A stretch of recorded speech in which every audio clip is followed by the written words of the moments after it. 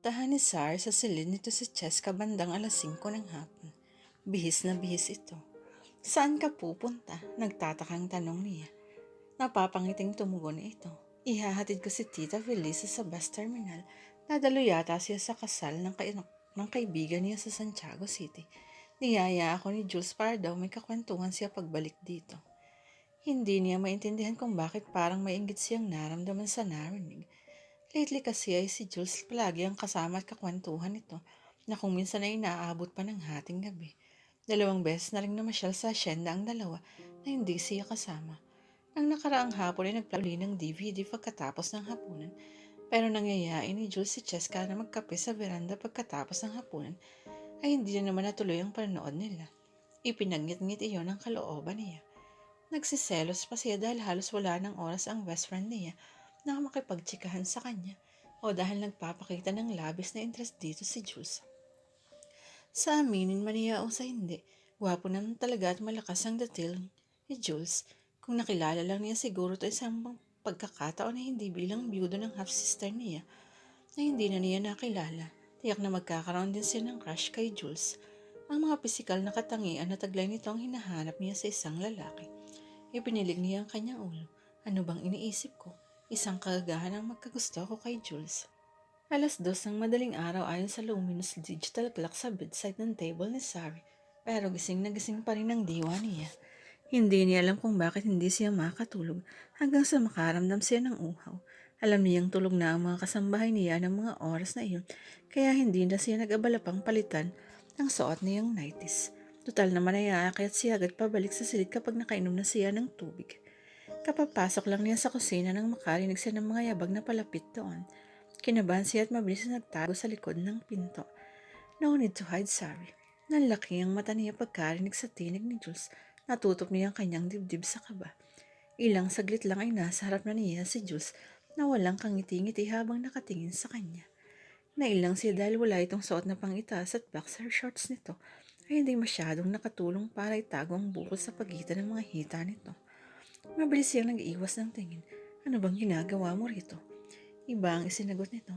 Nakakatawang pagmasdan ng isang babae na nag-claim na isa siyang lesbian pero nagsusuot naman ng ganyan ka-sexy na nightgown.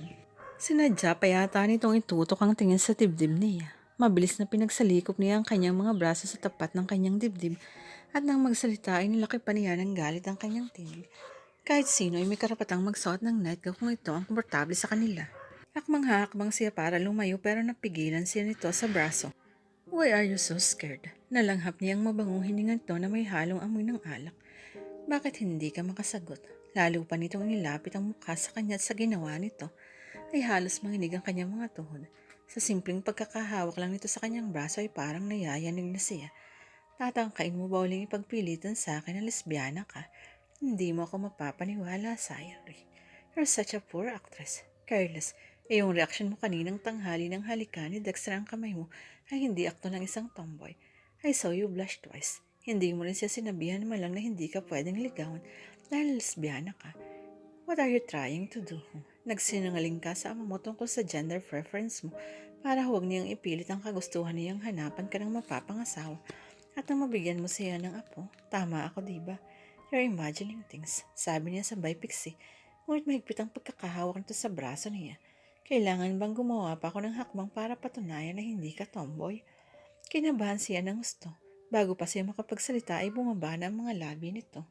Sa mga labi niya, naparilisa ang buong katawan niya nang halikan siya nito. Diyos ko, pero kahit may halong pagpaparusa ang halik nito habang pilit na ibinubukan nito ang mga labi niya, hindi pa rin niya magawang itulak ito palayo sa kanya kahit iyon ang idinidikta ng isip niya.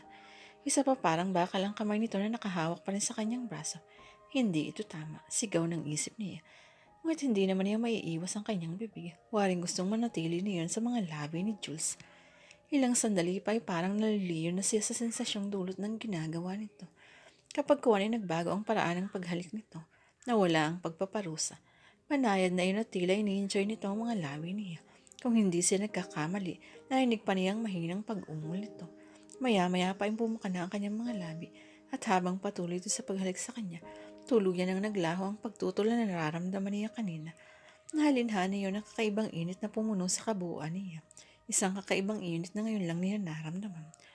Tuluyang sumuko ang katawan niya sa panlalaban at kasunod niyon ay nagsimula siyang tumugon sa halik nito. Saka naman itinigil ni Jules ang paghalik sa kanya. Napatitig ito sa mukha niya pagkatapos ay nagpakawala ng isang ngising demonyo. I was expecting you to punch my face, but you didn't. Instead, you seemed to like my kiss. Binitiwan na siya nitong pagkasabi niyon. At bago pa siya makapiyok ay walang paalam na lumabas na ito ng kusina. Matagal na waring napako lang siya sa kinatatayuan, kasabay ang mabilis na pagtahip ng kanyang dibdib. Maya-maya ay wala sa sariling naihaplos niya ang daliri sa kanyang mga labi. Dahil sa insidente ng nagdaang gabi sa kusina ay napuyat si Sari. Pasado 10:00 na ng umaga nang magising siya. Bago siya bumaba ng hagdan ay pinasok muna niya ang silid ni Cheska, ngunit wala raw ng kanyang kaibigan. Umalis po sila ni Sir Jules kaninang bandang 8:00, pagbibigay alam sa kanya ng dalagang katulong na si Annie. Tila kinurot ang puso niya sa isiping magkasama na naman sina Jules at Cheska. Saan daw ang lakad nila? Narinig ko pong sinabihan ni Sir Jules si Ate Cheska na magdala ng swimsuit. Baka po sa Sapa sila pupunta. Lalong sumama ang timpla niya. Maraming posibleng mangyari sa dalawang yun dahil solo naman ito ang Sapa. Ano kaya kung sumunod siya roon? At ano naman ang gagawin ko roon?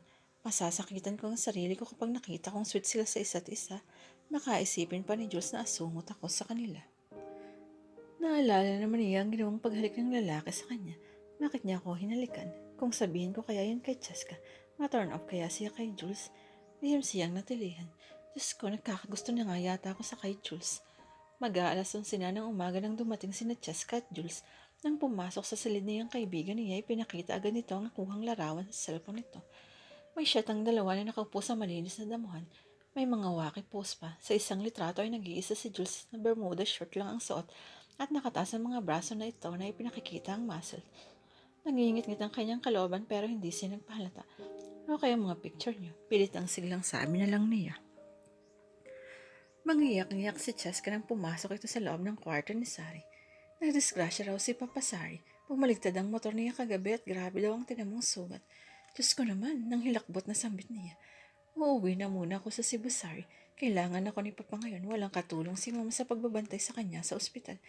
Sige, kailan ba tayo aalis? Anong tayo? Alang namang sumama ka pa. Alang namang maiwan ako rito. Shock na reaksyon niya.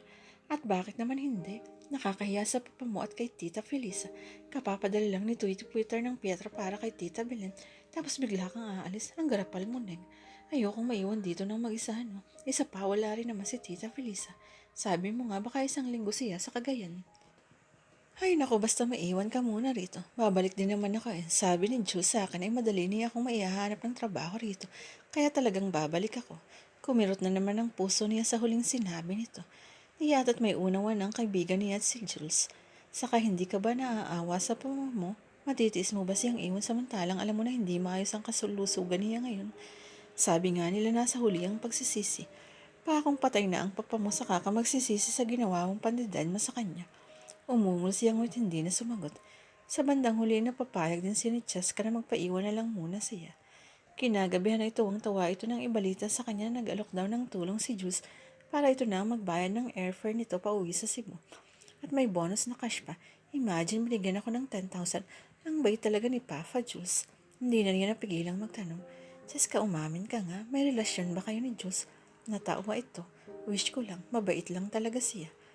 Nakahinga siya ng maluwag. 2 days later, sumama siya kay Jules sa paghatid kay Cheska sa airport sa Kawayan. Wala silang kibuan ng lalaki nang pabalik na sila sa asyenda. Sa malas ay inabot pa sila ng malakas na ulan sa daan. Napasigaw siya nang maramdaman ng malakas na pag-alog ng kotse sa side niya. Kasunod na ang pagtirik ng sasakyan. Shit, mahinang mura ni Jules. May pag-aalalang tumingin siya sa gawin nito. Anong problema? Nalubak yung gulong. Hindi ko napansin na may malalim na lubak sa dinaanan natin. Anong gagawin natin? Wala tayong choice kundi manatili sa loob ng kotse hanggang sa hupa ang ulan. Hihingi ng tulong sa mga napapadaang motorista. Dahil spot rito, walang signal ang cellphone. Hindi ako makakatawag sa asyenda para humingi ng ayuda. Bakit hindi na lang tayo bumaba para itulak ang kotse? Kaya mo bang itulak mag-isa? Syempre, dalawa tayo. Sino ang uupo dito sa manibela? Napatandal siya sa backrest. Malayo pa tayo sa asyenda, diba? Around 40 minutes. Bakit hindi ka maglakad-lakad sa labas at baka sakaling makasagap ka ng signal ng matawagan mo si Mang Gusting para masaklolohan niya tayo? Kahit makasagap ako ng signal, ang hirap namang pasagurin ni Mang Gusting dito. Paano kung magkaroon ng emergency sa bahay at wala silang magamit na sasakyan? Kung sa bagay may punto ito, alam niya na si Peter ang inaalala nito. Humalakip-kip na lang siya at tumanaw sa labas ng kotse. Medyo madilim ang kalangitan kahit na 4:00 pa lang ng hapon dahil sa lakas ng ulan. Gusto niyang irelax ang sarili ngunit hindi niya magawa. Naiilang ka ba? Humarap siya sa lalaki at sinalubong ang titig nito. Matagal na naghinang ang mga mata nito. Nang unti-unting sumili ang ngiti sa mga labi nito. Hindi niya namalayan na napangiti na rin siya. Siguro kahit ilang oras lang ay pwede naman tayong magkasundo, sabi nito. Right? Nagkibit balikat siya. Siguro. Humihingi ako ng paumanin na hindi magandang asal na pinakita ko sa iyo nung gabing iyon sa kitchen. Hindi siya nakaimik. Lumapad ang ngiti nito. Friends, sabi nito sabay labahad ng kamay sa kanya. Tumango siya at tinanggap ang kamay nito. Sa sandaling nagdaiti ang mga palad nila ay naramdaman niyang kuryente na nanlulay sa kanyang katawan. Nang pisilin nito ng banayad ang palad niya ay nag-init ang kanyang mga pisngi. At sa takot na mahalata na naman ito yun ay tinangka niyang hilahin ang kanyang kamay. Ngunit hindi nito binitiwan na yun. Noon ko pa gustong makipagkaibigan sa iyo pero sa first day pa lang ng pagkikita natin ay parang naglagay ka na ng pagkatar sa pagitan natin. Hindi naman. Pagkakailan niya. Panay ang irap mo sa akin kahit sarap ng hapag eh. Ikaw rin kaya laging masama ang tingin mo sa akin. Masama ba? Nagagandahan nga ako sa iyo eh. Bumilis na naman ang pintig ng puso niya pero sinikap niyang magpapakalma. Baka pagsilosan ako ng best friend ko niyan kapag narinig niya yung pambubola mo sa akin ha. Lagot ako kay Cheska. Kumunot ang noon ito. Pagsesilosan ka ni Cheska, bakit naman? Aba malay ko, napapadalas ang pagkakasama ninyong dalawa. Namamasyal kayo sa asyenda at panay ang kwentuhan niyo sa beranda kapag gabi. Naulo ko stalking. Nakangiting sabi nito. Ikaw yata ang nagsiselos eh. Pinandilata niya ito. Hindi defensive na sabi niya. Bakit naman ako magsiselos? Napalis ang ngiti sa mga labi nito. Walang namamagitan sa amin ni Cheska. We're friends, that's all. Mabait si Cheska at ginagawa ko lang ang obligasyon ko na entertain siya bilang bisita ng asyenda. I don't see myself being involved with her intimately. Lihim na ikinatawa niya ang narinig. Sorry, we're friends now, aren't we? Yes, kinakabahan siya sa tono nito. Bakit? Pumuntong hininga muna ito bago muling nagsalita. Then please be honest with me. Kung totoong T-bird ka o nagpapanggap lang, feel free to open up to me and I will keep things secret. Kung ayaw mong ipaalam kina Papa at kay Tita Felisa, then you have my word that I won't tell. Hindi siya nakaimik. Tiyat at pinasakay lang siya nito kanina para paaminin siya sa hinala nito. Muling hinawakan nito ang kamay niya at bagyang pinisil iyon. Nang hindi pa nagkasya ron ay ginaga pa rin nito ang isa pang kamay niya at itinapat yun sa dibdib nito. I love holding your hands. Nakangiting sabi nito. They are so soft and smell like.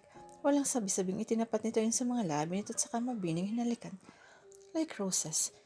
Jules, nagangat ito ng mukha at tinapuhap ang kanyang tingin. You can't be sorry because I'm attracted to you. Tama bang narinig niya? Jules was attracted to her. Pinitiwan ito ang kamay niya para haplusin ang pisngi niya. Hindi na niya naiiwas ang kanyang mukha. Para siyang nabutabulani sa pagkakatidig dito. Well, what? You're straight, right? Napabuga siya sa hangin, sabay buntong hininga. Hindi na niya kailangang magsalita para malaman ito ang kasagutan.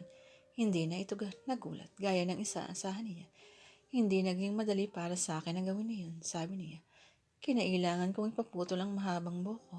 Kinailangan kong bumili ng damit na panlalaki at pinasama ko ang loob ng mama ko sa panlolokong ginagawa ko. Against din si Cheska pero hindi niya ako mahindihan sa gusto ko. Isang banayad ng ngiti ang pinakawala ni Jules. Salamat sa pag-amin sa akin ng totoo, Sari. Napakagatlabi siya.